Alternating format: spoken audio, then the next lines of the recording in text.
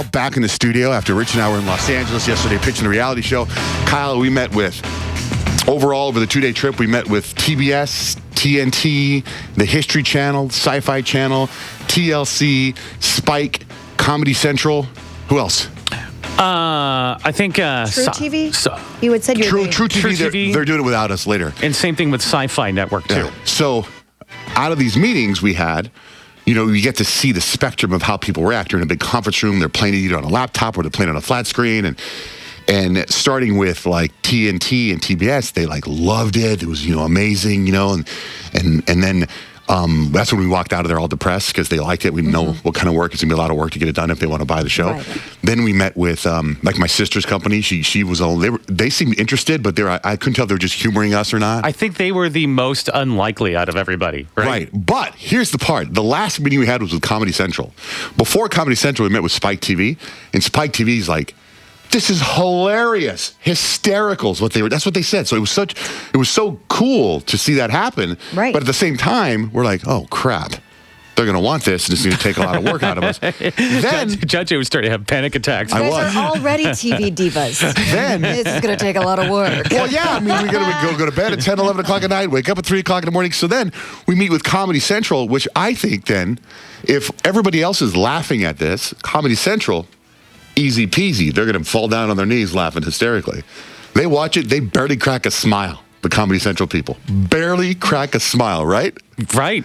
And it was like, interesting. And I started to get kind of like, hey, what the hell, man? Everybody else likes the show. Your Comedy Central, this is funny. Where at one point you were like, did you see that one part? Yeah. Like I got to know in the sizzle reel or the pilot episode, there's parts that I've seen. I could tell when people laugh because they all laugh at the same plot in the same place. And the Comedy Central people, they just didn't laugh. And I was like, I wanted to go, what? And then that was a hit. That line was a hit. They asked a couple questions, and then after we were done, our I don't know, the investor, executive producer, whoever the production company is putting on together our show, they said that that was a very good meeting with Comedy Central because they asked for the video to send in the pitch meeting today. Do you get what I'm saying? So they saw it before? No. See, the people that we're pitching them to, they take the videos and they go and they have a big meeting like tonight, and they say to the bigwigs, "Hey guys, we saw 300 shows. These are the top 3 we like. Do you want to make these into a TV series?" Oh, so even though they weren't cracking up, they're taking it to the next level. Here's what they tell you, Kyle. They say that the people in the initial meeting, when you pitch, they have total authority to say no, thank you, and generally do. They might say something like, "We really love your personality, but we're looking for something like a road cooking show. If you come up with a road cooking show, we'd love you to see it again," which they say is their nice way of telling you they'll never talk to you ever again. Did you guys get a hard no in any of the meetings? No, we did not. Not at all. So that's a good sign. Yeah, that's what I'm saying. So there's everybody we met with, there's interest, and there's still more people they're meeting without us. But it was just so like, so I talked to my sister about Comedy Central, and she goes, well, here's the deal with Comedy Central. She goes, they're probably like, have had enough of people being funny. Do you know what I mean? What? Isn't that the whole deal? Yeah, they're like desensitized. Yeah, the bar's set pretty high. It's Comedy Central. Right. It's in the name. But they can tell good quality. They look at it and they can see there's potential. That's why they want to take it to the next level. But as far as them, like if you work for History Channel, you're watching all these documentaries on Benjamin Franklin, and then you see our video, you're like, oh, this is hysterical. Right. Comedy Central, they're laughing all the time. So she's like, yeah, they're desensitized. But the fact that they want to take it to the next level is a really good thing. What's really funny is we kept on seeing these same celebrities at the same places pitching their own show. So you'd see like somebody that somebody famous. We could probably say who it is, right? Why Meredith Vieira? Yeah. We kept on seeing Meredith Vieira everywhere we went, or we just missed her, and they said we just got a pitch from Meredith Vieira. So finally we bump into her and we start chatting her up like crazy. She's really cool. Yeah, I went nuts as soon as I saw her. Oh my God, Meredith! But then I really went nuts when we're sitting there in the Viacom building where MTV is, and Spike and Comedy Central, and out walks Phil Dunphy from Modern Family. Oh my gosh.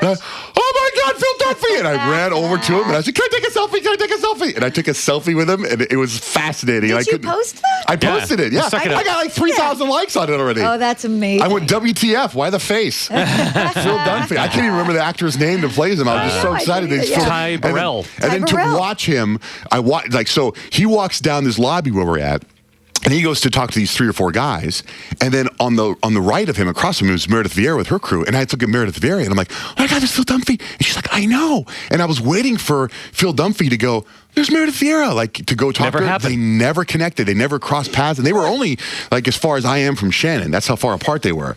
But maybe in that world, it's just like, oh yeah, that's Meredith here. I'll see her tomorrow. This is what I was asking, because this is a new world for us, obviously. We're not Hollywood people, and I've never been into a pitch meeting. Johnjay's never been to a pitch meeting. So when we're sitting in these big lobbies of like MTV, VH1, Comedy Central, Spike, all that stuff, I'm sitting in the lobby, and I see all these people sitting there, and I say to the production guy, "Are all these people in here to pitch?" And he said, "Yes, that's what they do all day long. 8, 9 people coming. I mean, there are thousands of shows. They say like grains of sand. There are people trying to get shows. In the street that we're on, there is literally like, think about it, like it's like an airport, big production studios that just shoot shows like this. That's all they do down the street in LA. It's crazy how many shows there are that are trying to get on. So next to impossible, I would think, for a show to get picked up."